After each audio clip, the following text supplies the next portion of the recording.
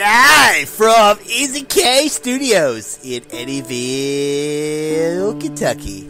It's time for the Easy K Show. Tonight, we break down the top 10 biopics. Biopics? Biopics. Your hosts, Darth Easy and Rady Cage. Peace out. I No. can't believe I just said that. You mean, woo? Woohoo! Alright guys, welcome to episode 98 of the Easy K Show. I am Darth Easy. And I'm Randy Cage. Still And asleep. so this week we are doing the top 10 biopics in honor of a couple movies coming out this month for Harriet, which came out last week. You've already seen Or it? 2 weeks ago, Was I that think. good? Oh yeah, it's great. I can't believe you didn't go see that Cool. instead of I Last need to go Christmas see it. or Midway. Yeah, well, you know, of my judgment in movies. Just saying, Harriet had like a 70s, and Midway Last I don't Christmas had like a trust Rotten 40s. Tomatoes. So, and then also for A Beautiful Day in the Neighborhood's coming out at the end of November. Nice. A kind of biopic of Mr. Rogers. So was this a hard list to compile, or did you have No, I had a crap ton, 20 movies on my list. I think I had. Yeah, I think that's about what I had. I love biopics. Biopics was one of the easiest and hardest lists to create at the same time, and it's just because I love history. I love learning about a person, and yeah, I love my lists I have. So Can't beat a good biopic. you really can't. So I'll explain how the show works, and we'll get right into it. Once being a Randy Cage of said topic, we'll go our separate ways and compile our own separate top 10s. I'll do my 10th or 8. He'll do his 10th or 8. He'll do his 7th or 6. I'll do my 7th or 6. Then we'll trade one piece. Once we have compiled our own separate top 10s, we will create the show between the two of us. And maybe not get in any arguments. Well, that's... no. So I started first last time, so I'll let you start it off. Oh, well, thank you. You're nothing but a gentleman. I tried. My number 10 is the Steven Spielberg, I think, Lincoln. Okay, that's a punt. Okay. Was I right, though, with Steven Spielberg? Yeah. He directed that, Yeah, right? good job. Thanks. My number 9 is the Brian Singer film Bohemian Rhapsody. Okay, yeah, that was even an honorable mention. Oh, damn. You didn't like Bohemian Rhapsody? It's just there's so many good biopics, and I don't even... If we made a top 20 list, it's probably won't even make a top 20. I freaking love Queen. They're one of my favorites, and he does have a very interesting story. Mm-hmm. So I was super excited to go see this film. I do not think it's a perfect biopic or anything, but I did enjoy it a lot and could see myself watching it again someday. And Rami Malek does a great job. Yes, he's got some goofy teeth implants or something, or fake teeth. But he does a great performance, and Yep. he won an Oscar and an Easy Cage Award last year. That's right. And he while he doesn't sing his own music, they kind of mix it together with the original. I think it's a really good film that does go into the dark side enough. I know some people were upset they didn't go enough into it, but They didn't. But it's a fun little movie. Yep. Shouldn't have been nominated for Oscars. I will say that. Because it's just not. It's just not. And I don't know. I think you're crazy, but it's a good film, and I like it. And you know, You're acting like you're offensive to that, but last year, I it wasn't in your top 20, I was don't it? love this film. I'll be honest with you, but amongst my movies here, I wanted it in my list. So, Okay. anyways, my number 8 is Catch Me If You Can. Okay. I figured you wouldn't have this on your list. I can't even remember if you've seen this movie. Oh, yeah, I've seen this Okay. movie. This is not Zemeckis. This is another. No, this is Steven Spielberg. Yeah. But yeah, I freaking love this film. This is a biopic on somebody I had no idea, didn't even know this person existed, did all this crazy stuff, but got this con man played by Leonardo DiCaprio, and I think it's who's chasing him? Tom Hanks. Tom Hanks, yeah. And yeah, I really, really enjoy this film. It's fast paced and fun, but also gives you some crazy information about a dude that I didn't even know existed. Yeah. But yeah, I enjoy the film. I love the movie. It's been on multiple of our lists. Yeah. And it just, there's a lot of good biopics out there, and I wanted to share some love to some other ones. Yeah. I love this movie. Like I said, Tom Hanks is great in it. I love DiCaprio. This is really this is the first DiCaprio where I really felt like this guy is going to be a star. And I know he was in Titanic, but I don't view Titanic as his movie. I view it more as a Kate Winslet movie and a James Cameron movie. He's just kind of there. But I love him in this film. So yeah, it's good on your list. Right. That's my 10 through 8. Okay, my number 10 is a movie I never want to watch again. Well, that's a good feeling for you. I know what you're about to say. Though. And my number 10 is 12 Years a Slave. Yeah. I mean, based off the story from the guy who I think the guy who actually was enslaved was the one who wrote the story. I've read the story in college, and Chiwetel Ejiofor, who plays Solomon Northrop, I think that's the guy's name, was so good in this role. And then some of the guys who played the slave, Michael Fassbender, was just incredible in this film. Lupita Nyong'o, this was her breakout role. I believe she won an Oscar for this film. She was great in this movie as well. I love this movie. I mean, it's hard to watch. That's why I said. Yep. That's why I said I never want to watch this movie again. But it's so damn good, and people should watch it. It's a great slavery film, and it's also about a guy trying to escape, but really he has to endure and find a way to escape. And this is a great movie, and yeah. I agree. It's not on my list, not even an honorable mention, but did you think about it, or did I guess I just, there's so many biopics. Yeah. It probably just flew past me. I don't know if I'd put it in my top 10, but I agree with pretty much everything you said. Brad Pitt sneaking in there for a little I mean, that's the one thing that might take me out of the film. Brad Pitt. Yeah. Brad Pitt. So, but I still enjoyed him in the movie. It's good. All right. My number 9. I don't believe you've seen this one. Okay. I've implored you to watch it before. No, then probably not. My number 9 is The King's Speech. Do the opposite of what you say. You should have been like, gosh, don't watch The King's Speech. There's too many Transformers, and then I would have jumped right in. Nope, haven't seen this one. This is such a good movie. Colin Firth. You got Gregory Rush, who was Barbossa in the Pirates movies. Basically, the story of it is Colin Firth. He plays King George VI, the seventh, who is the father of the current Queen Elizabeth, which is crazy. She's still alive and still ruling Britain, kind of. So basically, he has a speech impediment, and Gregory Rush is a guy who basically they create this friendship, and then Colin Firth has to deal with becoming king whenever when his brother abdicates the throne to his brother, and then basically he has to give this speech right whenever World War II is getting ready to start. It is such a powerful film. This movie won the Best Picture Oscar in 2010 over something better. I remember. I don't remember. Oh, but it was so good. This movie is so good, and I was just like, I'm not going to like this. And then I was like, you know what? I will like this because I love history. I love Colin Firth. You should watch this movie. It's incredible. I highly recommend it. So I have the Blu-ray. I'll let you borrow it. Maybe one day. It's a 2010 movie, so you can't say, oh, it's too old. All right, my number 8 is my only musical biopic on this list. Oh, dang. And that is Walk the Line. That's a punt. Okay, that's my 10 through 8. I thought that was going to be your one musical. All right. My number 7 is Green Book. Okay.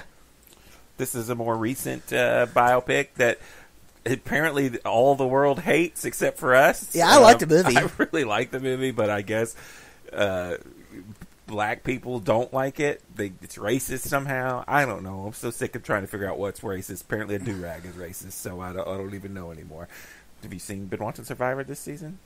Well, yeah. Okay. Anyways, Green Book. I loved Vincent. What's his name? Vincent. Viggo Mortensen. Viggo. There you go. Viggo Mortensen and Mahershala Ali. Yes. Boom. Shakalaka. Both interesting names. They have great chemistry. Mm-hmm. It's a great little road trip movie.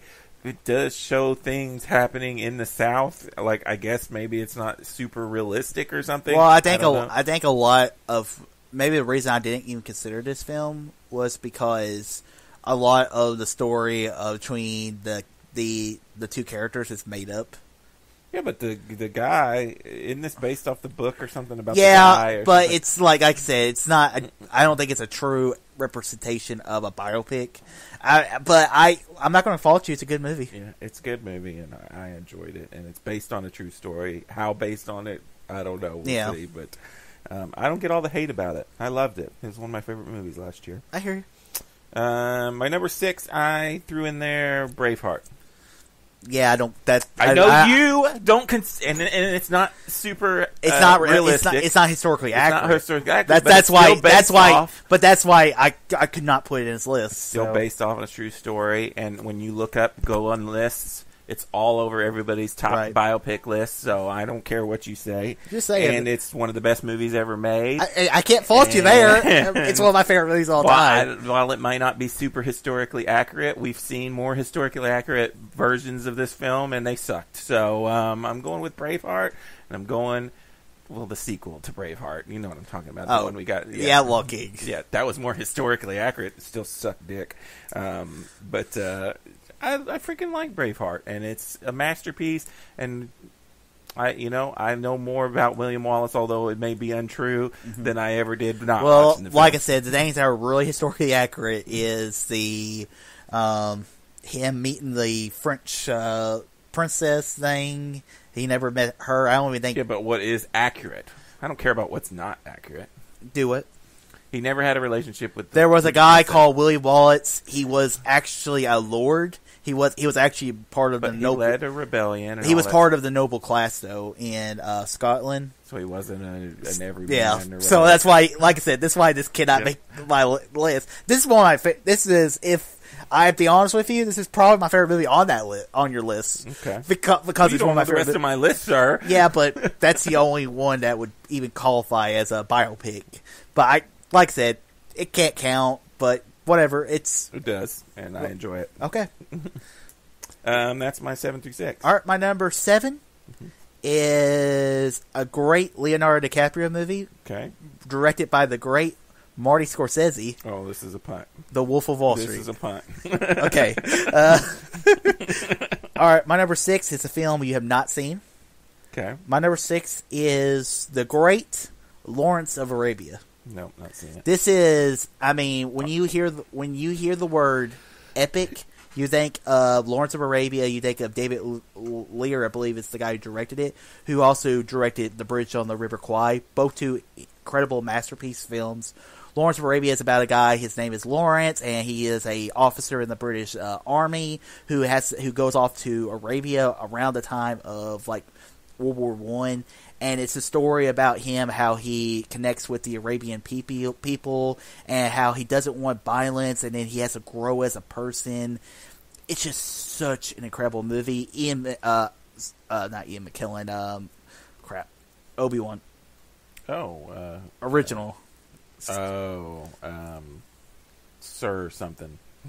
He's a sir. Gosh, damn. But anyways, he is great in this movie as well, and it's just such a powerful biopic, and a lot of people's favorite movie of all time. It's a long movie. It's probably, if we had continued our classic movie, I bet you would eventually have made me watch this. This is probably the longest movie I've ever seen. It's 3 hours and 50 minutes long. Damn. But it is so good. There's so many good actors in there, and this was Pierre O'Toole's one of his first movies, and he gets such a powerful performance in this film. And was it like 1940s or something? 1960s. Oh, so it's in color. It's not black and white or anything. So this is a great movie. I highly recommend watching it. It's a movie I think if you call yourself a fan of film, you should watch this film. All right, cool. That's my 7 through 6. All right, my number 5 is Walk the Line, a punt from earlier. Okay. Biopic on the great Johnny Cash, starring Joaquin Phoenix and Reese Witherspoon. Yep.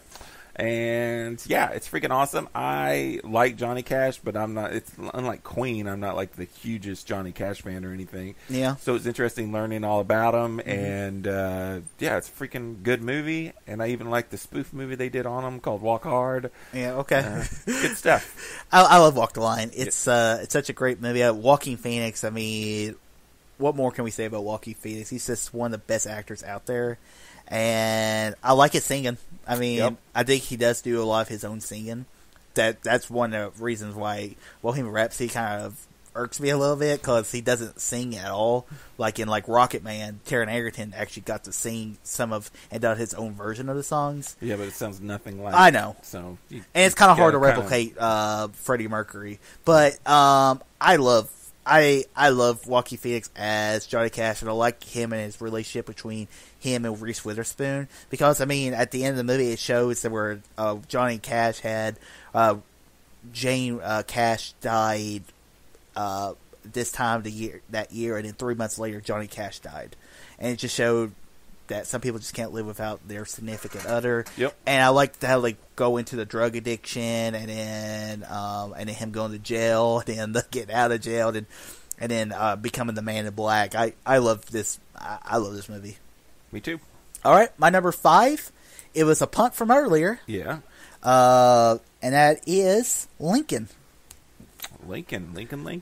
This is just, I mean, Daniel Day-Lewis might be one of the greatest actors of all time, and I mean, when you see people say so, when you watch Lincoln, he becomes Abraham Lincoln. It's like they got it into a DeLorean, picked up Abraham Lincoln out of history, and said, "Hey, Lincoln, come shoot some seeds." He said, okay, I can do that. And I mean, I've watched this movie recently in the past few months, and there's a lot of big time actors in there that are in it now. Like Adam Driver's in this film. There's some other people in there, but it's not really about Lincoln. I mean, it's about the 13th Amendment, about the passing of the 13th Amendment.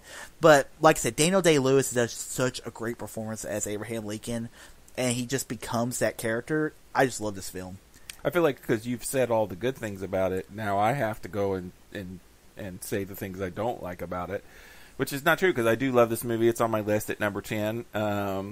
And you're right, Daniel Day-Lewis becomes Abraham Lincoln. I think the things I don't like about it is that it is just a slice of life. It's kind of why I don't like the Jobs movie. It's like I want an actual biopic on Lincoln. But the thing is, you can't cover the entire life of Abraham Lincoln in a 2-hour movie. Maybe we need a show. Like John Adams, for instance. Yeah. John Adams was an 8-part miniseries about the life of awesome. John Adams by Paul Giamatti. Mm-hmm. That's the only way you're going to do a life of Abraham Lincoln. And to see a snippet of a person's life in a movie like this is why I love biopics. And I will say, this film, I've seen it one time, and I'm good. Don't need to see it again. I'm surprised when you said you watched it again. Hey, I've watched most of the people that complain about this movie is that it's boring, it's slow. I mean, will most likely, next year, we'll most likely do top 10 Spielberg films for West Side Story coming out. Yeah. So this will be in my list. It's a good film. I'm giving you my 2 negatives, and those are my 2 negatives. That I've watched it once. I don't know. It's a good... But I like history, but I don't know if I want to watch Abraham Lincoln give speeches again for another 3 hours, because it is a long movie too, if I remember correctly. But the thing about this film is, what's wrong? The music's been playing, but it's fine. Oh yeah, I've muted it, so yeah, it's not a big deal. Okay, so anyways, I just love this film, and that's all I got to say about Lincoln. And also I say I rewatch historical films more. Then I watch action films over again. You watch dumb action animated films over again. Yeah. That's just differential in taste. Yeah. All right, what's your number 4? My number 4 is a punt from earlier, The Wolf of Wall Street. Okay, yeah. This movie's freaking awesome. Yeah, it is. Another guy I didn't know anything about, but Jordan Belfort, Leonardo DiCaprio, and Jonah Hill, Margot Robbie. Oh, Margot Robbie. I love this film, and this is a super long film, but it's so entertaining that I could definitely watch this film again and again. Oh, yeah. But yeah. I could have watched, I say this over, this is a selling point of the film. I could watch a 6-hour cut of this movie. Yeah. And because DiCaprio is the best he is in his entire career in this film. And just, he becomes this character. Scorsese dressed the hell out of him. I mean, I love Marty Scorsese. I love his movies, and I love the partnership between him and Leonardo DiCaprio from Gangs of New York's okay. I like Gangs of New York. He's okay in that. And then The Aviator, which was honorable mention. It's a great biopic about Howard Hughes.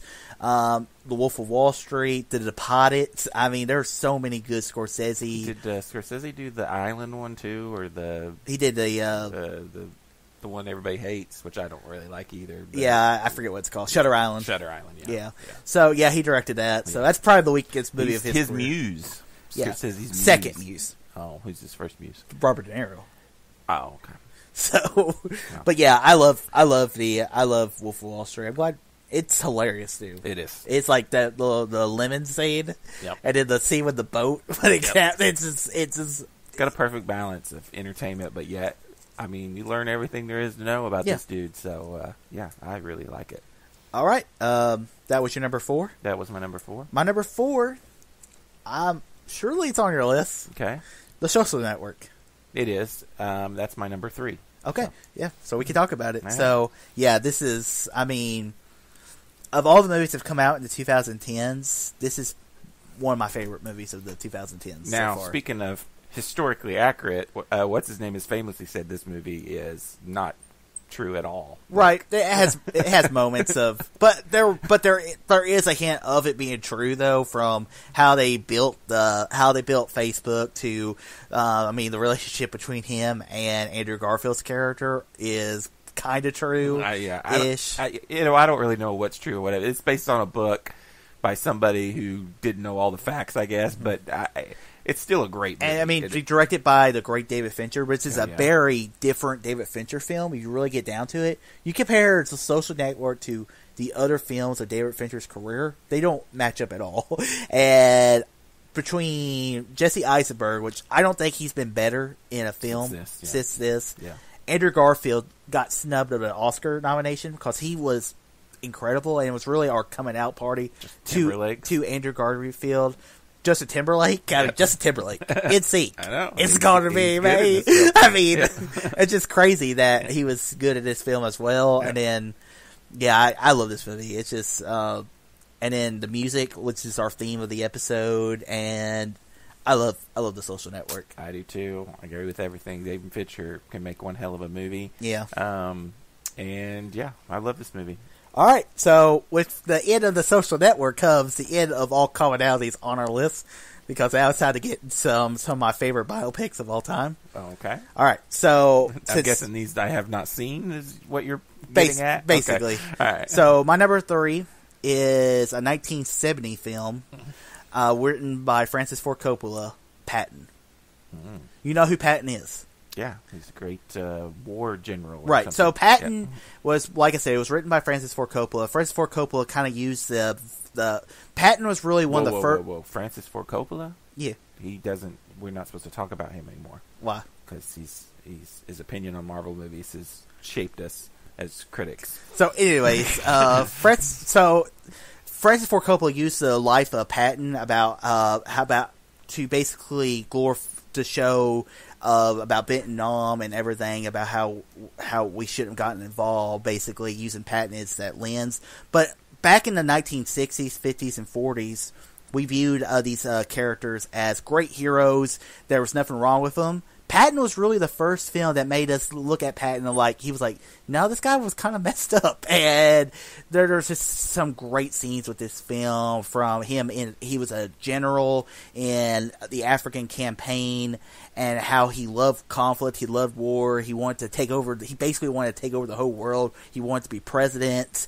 And it just, I think it was William C. Scott or George C. Scott was incredible as Patton. Francis Ford Coppola wrote the original script of this film, and the studio said, well, we like the idea of this film, we're going to do this version. George C. Scott said, no, if I'm doing this film, we're doing the original script of this film. And so they did it, and he won an Oscar for this film. Coppola won Best Screenwriting for this film as well. It's just an incredible biopic. I love Patton. All right. What's your number 2? Oh, my number 2 is Hacksaw Ridge. Okay. I freaking love this movie. Another Mel Gibson directed film. Kind of his comeback story. I can't believe this film came out 3 years ago. It seems like we just watched this just like last year. And it's about the greatest hero in American history that never fired a bullet. World War II, he's a medic. Desmond Dawes, played by... we just talked about him.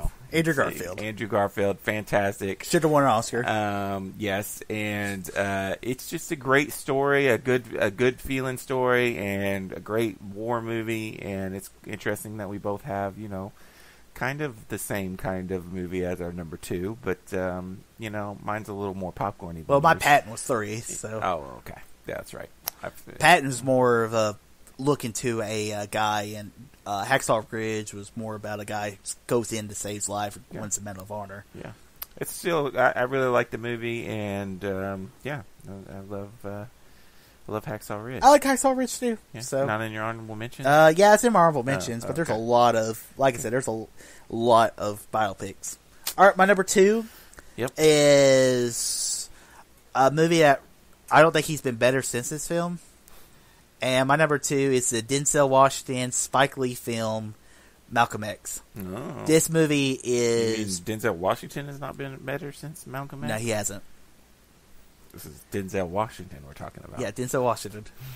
You know, like one of the greatest actors of all time. Yes. And you're saying his movie from the 80s? 90s. Oh, okay. It's like 90. Right. It's just like 1990, 1992. Okay. So Malcolm X was a civil rights. This is a biopic that covers the entire life of Malcolm X. Okay. Where it covers from his beginning, where he was just a gangster or a criminal in Harlem, New York, where eventually he goes to jail and learns about Islam, and eventually starts spreading Islam and civil right, his very aggressive civil rights movement against America, and it's just a great film. Like I said, Denzel Washington's performance in this film is so good, and then it's awesome to see him completely transform into a different kind of character who eventually would be killed by the people who he was trying to help. He was killed by his own people, the Muslims, where like Martin Luther King was killed by a white person in Memphis, I believe. But this is just such a great biopic, and like I said, Denzel does a great job in this film. I think you would like this movie. It's a 90s film, so it makes the cut of your stupid rules for watching movies. Well, you describe it, definitely. And Denzel Washington has played a lot of, actual people. I mean, he was a gangster in American Gangster, a real-life gangster, and then Fences, that was a real character he was playing, too. So yeah, and like I said... and I really liked Denzel Washington. Spike Lee directs the hell out of this film. And I liked Spike Lee's movie last year, with Denzel Washington's son. Denzel Washington's son, yeah. Black Klansman. Yeah, so, this would definitely be something I need to check out. But, yeah, I haven't seen it, so can't really put any thoughts in other than that. Like I said, I recommend it, and it also kind of, because really when you learn about the civil rights movements, you learn about Martin Luther King. Yeah. You learn about Rosa Parks. You don't hear much about Malcolm X. So I think it's a film, and I think it's a character that we really should learn more about when we teach kids and adults about history. All right, what's your number 1? I don't want to tell you. Okay. Do you know what it is? No. My number 1 is Molly's Game. Really? Yeah. Okay. Molly Bloom, Aaron Sorkin's first directed movie, and Jessica Chastain, Idris Elba, Kevin Costner, Michael Cera is all in here. But it's another film. I really like films that I don't know anything about the character whatsoever. And then it's just, I don't know, it's just, and you learn so much about them. And it's just really well acted by Jessica Chastain, and really well written and really well directed. And I freaking love the film. And so, yeah, I put it at number 1. It's probably also the freshest in my mind, as I just recently rewatched it. And also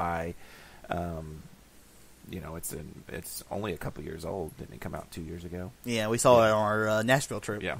So, yeah, I freaking love Molly's Game, and, that's why it's my number 1. Yeah, that wasn't even an honorable mention. I figured it wasn't. You don't like this movie for some reason. I don't know why. I like this movie. It's about a gambling lady a lady who runs gambling and goes from... call it the greatest biopic ever made. That's my opinion, sir. Like I said, I couldn't even put this in... I think I could pick all 9 of your movies over this movie. So. You're crazy. All right, so a lot of things. My number 1. You're a great one. All right, my number 1 is 1932. No, Charlie Chaplin. No. Oh, okay. This is my number 1 is Ben Kingsley. Number 1, 1980s film, Gandhi.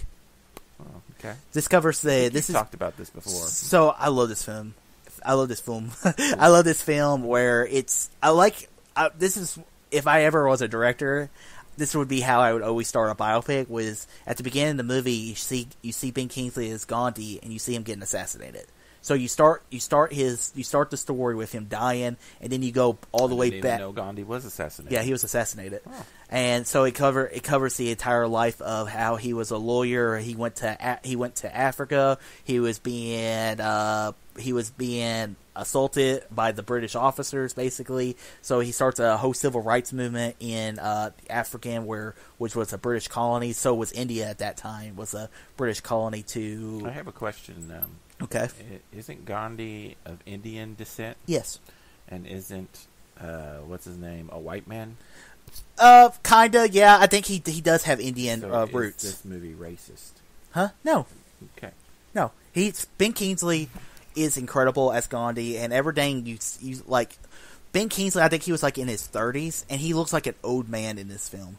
He's just incredible in this film, and this movie is directed by Richard Attenborough, who was John Hammond in the Jurassic Park movies, and it's kind of an interesting fact. Anyways, I love this movie. Like I said, it's just he just becomes this character, and I don't know what more to say about it than I can, because I think you should watch this movie. It sounds interesting. It's a 1980s film, and Gandhi was, and I like how he goes through so many civil rights movements. You're right. In his life. Ben Kingsley is of Indian descent. I know my research. He's naturally fairly light skinned. Yeah. So, and then he did wear dark makeup, though, which would be considered racist if this film was made today. Yeah, but most people probably wouldn't make a Gandhi film today, and it's hard. It's hard to cover a life of Gandhi, but it goes through from points of him fighting the British using the nonviolent, which Martin Luther King would follow in America in the 1950s and 1960s, and the civil rights movements. Other people have based their movements off of Martin Luther King or off of Gandhi. And then also I love how it goes into after the British leave India, and how India separates into two countries, India and Pakistan, how he wants to bring Pakistan back into the fold, and because he doesn't care if someone is Muslim, if someone is Hinduism, he wants everyone to love each other, and eventually he got killed by the radicals in his own religion. So it's a sad end to a great man who probably could accomplish a lot more in his lifetime. Do what? Killed by his own people? Kind of like Malcolm X. Yeah. So, like I said, my number 2 and number 1 was... You have a lot of history-based films in your biopics, where I have more, like, just... I don't know if I'd call them historic, just weird fun characters. Yeah. Yeah. All right, so that's our separate top 10 biopics. Now let's do the hard part of this show, and let's combine these lists. No. Okay. All right. What are our commonalities? So? We have The Social Network. I have that at 4. You have that at 3. Okay. I got Lincoln at 5. You have that at 10. Yep. I have The Wolf of Wall Street at 7. You have that at 4. And then I have Walk the Line at 8, and you have that at 5. So 4 commonalities. Not bad. Let's put Social Network at 3. Okay.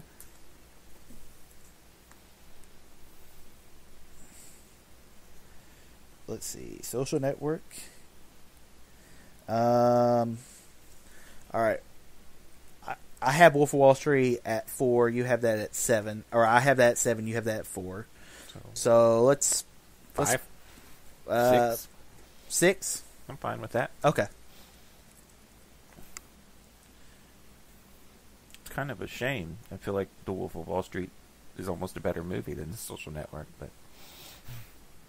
Yeah, but I don't know. Actually, that's a coin flip. Yeah. All right, let's see what else we got. We got Walk the Line. I had it at 5. I had it at 8. So you want to put that at 7? Sounds good.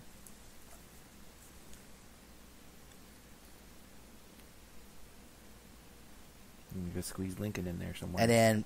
So I have that at 5. You have that at 10. So can we put that at 8? Yep.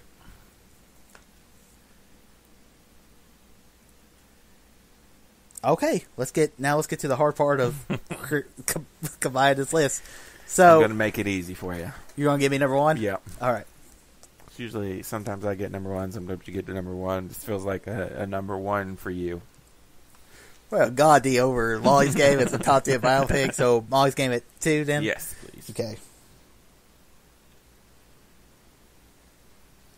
Okay, I have Malcolm X at 2. What'd you have at 2? Hacksaw Ridge. Can I get Malcolm X at 4? Sure. Okay. What's next? 5? Yeah. Okay. So, Hacksaw Ridge. Now it's pretty much All we have is 9 and 10, right? we have 2 spots left.